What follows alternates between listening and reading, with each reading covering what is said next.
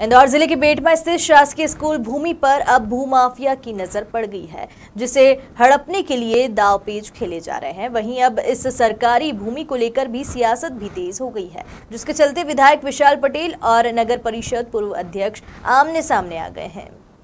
Corona काल में इन दिनों बेटमा क्षेत्र में कन्या छात्रावास मैदान को लेकर राजनीति गरमाई है, जहां जमीन को लेकर विधायक व नगर परिषद पूर्व अध्यक्ष आमने सामने हैं, जबकि उक्त जमीन पर करीब 90 से 100 सालों से सरकारी स्कूल काबिज है, जहां 3 साल पहले लोगों ने मैदान पर कब्जा कर अतिक्रमण कर रखा था। उसे नगर परिषद द्वारा हाई कोर्ट में केस जीतने के बाद बल लगाकर अतिक्रमण हटाया था। वह वहां 20 लाख रुपए खर्च कर बाउंड्री वॉल का निर्माण नगर परिषद ने किया था। अब उसी जमीन पर जमीन माफिया की निगाह पड़ गई है और उस जमीन पर गत वर्ष नामांतरण करवा लिया, जबकि उस जमीन को जमीन मालिक ने स्कूल को दान में दी थी। आदरणीय विधायक जी का कार्य पिछले 1.5 वर्ष से मेरे खिलाफ वो आरोप लगा रहे हैं और इनने एक भी आरोप सिद्ध नहीं कर पाए। जो भूमि माफिया का आरोप लगाया, ये मेरे पास स्वयं की मेरी रजिस्ट्री जो वो कह रहे हैं रोड के ऊपर उन्होंने कब्जा किया। ये इसके अलावा गांव में उन्होंने जो आरोप लगाया, मैं विधायक जी के संस्था संकल्प के लोगों को वो कह रहे हैं कि एक भी कहाँ पर शामिल नहीं, तो उन संस्था संकल्प के लोगों पर मैं आरोप लगाता हूँ कि वक्फ बोर्ड की भूमि बेटमा में कटकटपुरा में आपके कार्यकर्ताओं ने बेची। सागर रोड पर पट्टे की भूमि पर आपके कार्यकर्ता दुकान लगाकर चला रहे हैं, जबकि पट्टे की भूमि पर रजिस्ट्री नहीं होती। बालाजी के यहाँ आपके लोग कब्जा कर कार्य कर रहे हैं।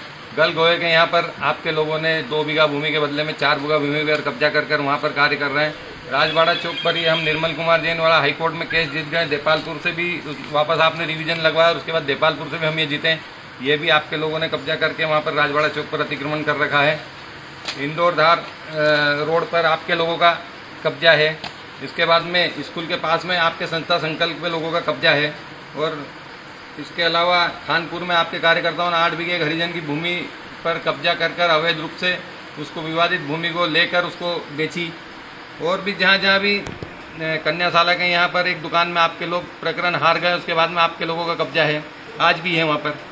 और विधायक जी ने जो आरोप लगाए, दशहरे में इन्होंने दशहरे में बोला हम चंदा नहीं करेंगे। दशहरे का मैं आरोप लगाता हूँ, आप जब सलमपुर ग्राम पंचायत से आपने दशहरे का आयोजन किया तो आपने दशहरे का बिल बेटमा नगर परिषद में 55,000 रुपये के हमारे यहाँ पहुँचाया। मैं अध्यक्ष था जब आपने बिल पहुँचाया और दशहरे का लाइट का बिल और सीएमओ पर दबाव बनाकर, प्रशासन पर दबाव बनाकर आपने ये कार्य करवाया। जब आप एक तरफ कर हम चंदा नहीं लेते तो आपने हमसे ही चंदा लिया। आप सत्य कहाँ पर हो? आप खाली एक बोल रहे हो बब्बी दरबार भूमि माफिया। भूमि माफिया तो आपके आसपास आपके इर्द गिर्द घूमते हैं, आपके कार्यकर्ता लोग भूमि माफिया, जो कांग्रेस के लोग। इन्होंने जो नहीं करना था 1.5 साल में, इतना अन्याय किया जो आप बिल्कुल निराधार है। मैं तो भाई पेपर लगा रहा हूँ, ये पेपर ले आप, ये आप फाइल में सब आप पत्रकारों को प्रेस के माध्यम से मैं कहना चाहता हूँ, आप ये सब डॉक्यूमेंट ले जाएं और इनकी तलाश करें। जो यदि मैं गलत हूँ तो मैं राजनीति छोड़ दूंगा। वहीं जमीन को लेकर विधायक विशाल पटेल का कहना है कि बच्चों का हक मारने नहीं दिया जाएगा।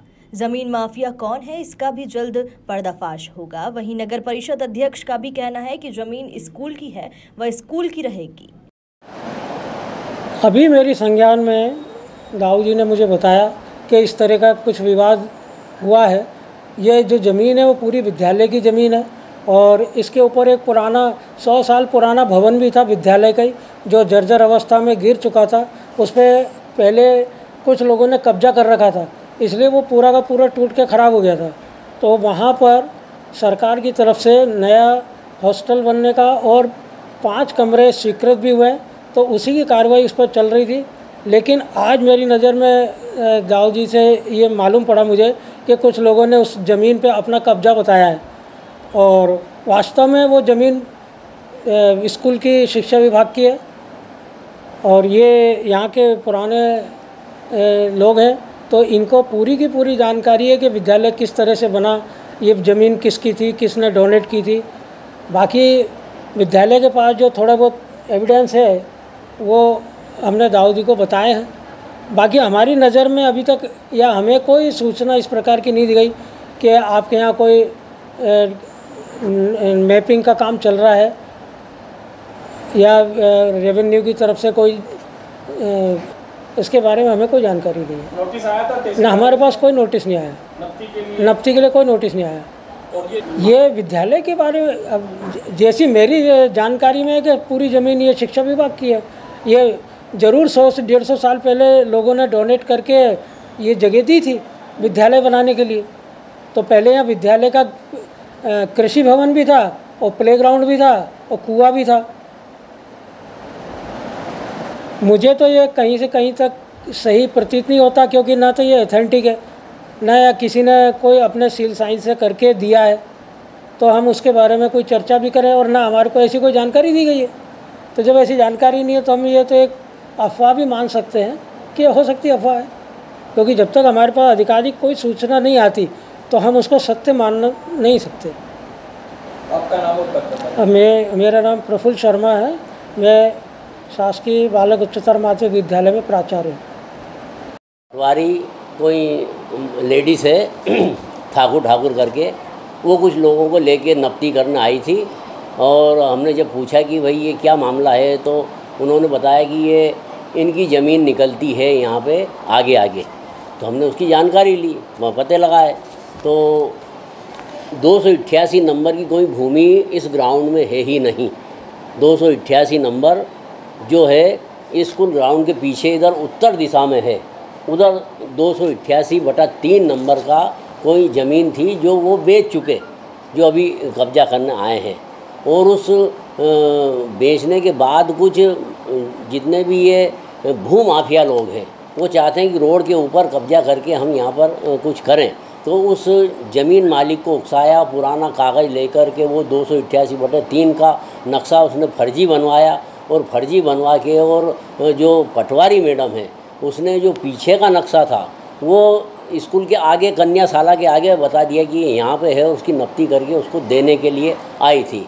जो जनता के साथ अन्याय है, यहाँ की बढ़ने वाली हज़ारों बालिकाओं के साथ अन्याय है। हमने चंदा करके, खून पसीना बहा करके कन्याओं के लिए स्कूल बनाया है, हायर सेकेंडरी स्कूल बनाया है, यहाँ की जनता ने सहयोग दिया है, और वहाँ की ज़मीन पर कब्जा करने के लिए भू माफिया लोग आ गए। 2 करोड़ में, हमने ये भी सुना कि 2 करोड़ में ज़मीन का ऊपर ही ऊपर सौदा हो गया, और नपती करने आया तो प्राचार्य को कुछ भी मालूम नहीं, स्कूल को कोई नोटिस नहीं, स्कूल के संज्ञान में नहीं, ऊपर ही ऊपर परवार ही करना है पैसे लेके, यानी लाखों का खेल करके, और 2 करोड़ में ज़मीन ऊपर की ऊपर ले ली उन लोगों ने, वो माफिया लोगों ने, और 18 करोड़ का वहाँ प्लान बना लिया पूरे मल्टी बनाने का और दुकानें बेचने का। हम लोगों को मालूम पड़ा तो हम लड़ाई करने यहाँ पे आए, और अगर 1 इंच भी ज़मीन जाती है तो हमें अगर हमारी जान भी देना पड़े तो हम हमारी जान देंगे, क्योंकि यहाँ के विद्यार्थी परिषद के लोग, यहाँ के विश्व हिंदू परिषद के लोग, भारतीय जनता पार्टी और जितने भी नगर के लोग हैं, सारी पार्टियों के, सारी जाति के, वो सब स्कूल के लिए तैयार है लड़ने के लिए। अगर कोई कब्जा करने यहाँ पर आया तो वो साबुत बच के नहीं जाएगा। 353 की कार्रवाई या 302 की कार्रवाई अगर हम पे होती है तो हमारे लिए सौभाग्य की बात है कि हम वो करवा लेंगे, हमारे ऊपर जमानत करवा लेंगे। बाकी स्कूल की ज़मीन हम नहीं जाने देंगे, भू माफियाओं को ये यहाँ पे कब्जा नहीं होने देंगे। हमने कलेक्टर, कमिश्नर और सभी लोगों के इस बारे में चेतावनी दे दी है, और उन लोगों ने हमसे, अधिकारियों ने कहा है कि हाँ ये फर्जी मामला, संबंधित सभी राजस्व अधिकारियों का ट्रांसफ़र उन्होंने करने का आश्वासन हमें दिया है, और लगभग ट्रांसफ़र उनके हो चुके हैं। लेकिन हम यहाँ पे आखिरी तक मौजूद रहेंगे। अगर कोई भी यहाँ पे आया तो हम उसकी, इस भूमि की रक्षा करेंगे, बच्चियों की रक्षा करेंगे, और यहाँ जो स्टाफ है उसकी भी हम सुरक्षा को भी हमने कह दिया कि कुछ भी अगर आप पे आँच आई तो आप हमसे कह दें। के माध्यम से मुझे पता लगा यहाँ के पूर्व नगर पंचायत के अध्यक्ष धर्मवीर सिंह चौहान पप्पी, उन्होंने एक आरोप भी लगाया और प्रकरण भी मीडिया के माध्यम से मुझे पता लगा। पहली चीज तो ये जो प्रकरण है, प्रकरण जो संज्ञान में मेरे आया, जो मेरी बात हुई, अधिकारियों से भी बात हुई, तो यहाँ के लोकल लोगों से भी मेरी बात हुई। किसी भी बच्चों के साथ, जो भी बच्चे वहाँ पढ़ रहे हैं, उनके भविष्य का सवाल है। उस ग्राउंड को किसी भी कीमत पर, किसी भी माफिया के माध्यम से, वो भू माफिया हो या राजनीतिक कोई भी अपना प्रभाव रखने वाला व्यक्ति हो, उनको कब्जा उसमें नहीं करने दिया जाएगा। रही बात बेटमा, मैं समझता हूँ कि जिस प्रकार से आपकी रोज एक नई फाइल खुलती है, नई रोज बात होती है, और इस पर्टिकुलर जमीन की अगर बात करें, कुछ पेपर्स मेरे पास भी आए हैं कि जो हमारा आधिपत्य है भैया इसका, क्योंकि जब मैंने संज्ञान में लिया, अधिकारियों को जो सक्रिय हुए, तो पूरे बेटमा नगर के अंदर एक चर्चा का विषय बना। और जैसे ही मैंने अधिकारियों से संज्ञान में लिया कि सन 1926 से मिसल में उनका नाम था,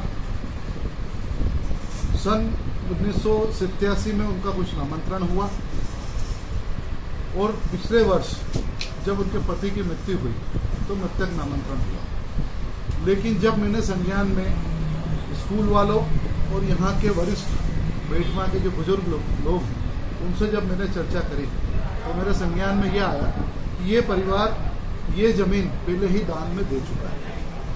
लेकिन जब कोई चीज़ दान में दे चुका है तो इतने वर्ष होने के बावजूद भी स्कूल वहाँ काबिज है, वॉल बाउंड्री काबिज है, ग्राउंड पूरा खुला है, बच्चे जब वहाँ खेलते हैं तो ये नामांतरण अभी तक कटा क्यों नहीं।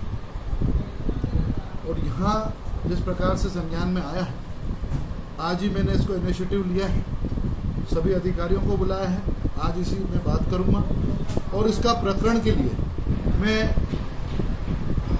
खुद कोर्ट के अंदर इस चीज़ को प्रकरण को हम खुद इसको लेके जाएंगे कि अगर कहीं ना कहीं इसमें मिली भगत है, वो अधिकारियों की हो या यहाँ राजनीतिक व्यक्ति की हो या कोई भी प्रभावशाली व्यक्ति ऐसा हो जो इसके बच्चों के भविष्य से खिलवाड़ जो करना चाहता हो, निश्चित तौर पर उसको दोषी करार भी दिया जाएगा और उसको सजा भी मिलेगी। रही बात एक आरोप जो बब्बी दरबार ने लगाया, मैं पूरे मीडिया के माध्यम से एक ये सेट पूरा देना चाहता हूँ। ये पूरा सेट है इस बेटमा नगर पंचायत के अंदर कहाँ कहाँ उन्होंने सरकारी ज़मीन लोगों को 12 से 15 लाख रुपए के हिसाब से एक प्लॉट उन्होंने बेचे, जिसके देपालपुर एसडीएम ने ऑर्डर भी दिए हैं तोड़ने के। ये पूरी कॉपी का सेट खुद बताते हैं दूसरों को भूमाफिया। मैं समझता हूँ कि जब ये सरकारी ज़मीन किसकी है भैया, आपको नगर पंचायत अध्यक्ष अगर इस जनता ने चुना है तो आप इस जनता इस क्षेत्र के कोई मालिक नहीं हो गए कि आप किसी भी सरकारी ज़मीन को बेचने का आपको कोई अधिकार है। रही बात, यहाँ कुछ ऐसे लोग भी हैं जो प्रधानमंत्री आवास के नाम पर जिस प्रकार से जो उनको जैसे तैसे गरीब व्यक्ति उसका नाम अगर उसमें जुड़ जाता है और उसकी कुटीर मंजूर भी होती है तो तथाकथित यही बब्बी दरबार उनसे व्यक्तिगत तौर पे एग्रीमेंट कर उनके चट्टे बट्टों को ठेका दिलाकर उनसे, जबकि नियम ये बोलता है मकान बनाएगा तो वो हितग्राही बनाएगा, वही सीमेंट लाएगा, वही लाएगा, ठेकेदार की ठेकेदारी वो तय करेगा, ना कि इस मकान जो जितने भी प्रधानमंत्री आवास वाले मकान हैं, ना कि इसमें किसी को भी स्कूल की और एक नाजिम अली नाम के व्यक्ति के बीच एक 40 आरे जमीन का एक मामला है। तो उस पर नाजिम अली अपना जो रिकॉर्ड के आधार पर दावा जता रहे हैं और इसी बीच में कार्यपालन यंत्री आरएस जिला इंदौर से 2 बार पत्र आ चुके हैं कि उस जमीन पर हॉस्टल का निर्माण करना है तो उस जमीन को सीमांकन करके दी जाए उनको। और इस बीच में इनके द्वारा भी आपत्ति लगाई गई कि वो जमीन हमारी है। तो इस उद्देश्य से वो जमीन सीमांकन कराने के पश्चात जहाँ तक जो सरकारी भूमि आ रही है वो आरएस को उसको मार्किंग करके देना है ताकि वो अपना निर्माण कार्य कर सकें। बस यही इशू है। और इसके अलावा जो कन्या उच्चतर माध्यमिक विद्यालय की प्रिंसिपल को पटवारी और आरआई के द्वारा नोटिस दिया गया था और आगे भी सीमांकन होगा तो उनको नोटिस देकर ही किया जाएगा। बिना पूर्व सूचना के कोई सीमांकन की कार्रवाई नहीं की। स्कूल वाले यदि वो जो बाउंड्री वाल बनाए हैं तो उस समय उनने यदि सीमांकन कराए होंगे तो उसका डॉक्यूमेंट यदि हो उनके पास तो प्रस्तुत कर सकते हैं। कुछ दान पत्र के दस्तावेज प्रस्तुत कर दिया जाए। आज जो राजस्व रिकॉर्ड में स्कूल के नाम पर 809 आरे जमीन यानी 2 एकड़ जमीन दर्ज है और यदि दान पत्र मतलब प्रस्तुत किया जाता है और उसमें जमीन का रकबा यदि ज़्यादा निकलता है तो फिर उसके अकॉर्डिंग हम रिकॉर्ड दुरुस्ती की। देपालपुर से संदीप सैन की रिपोर्ट।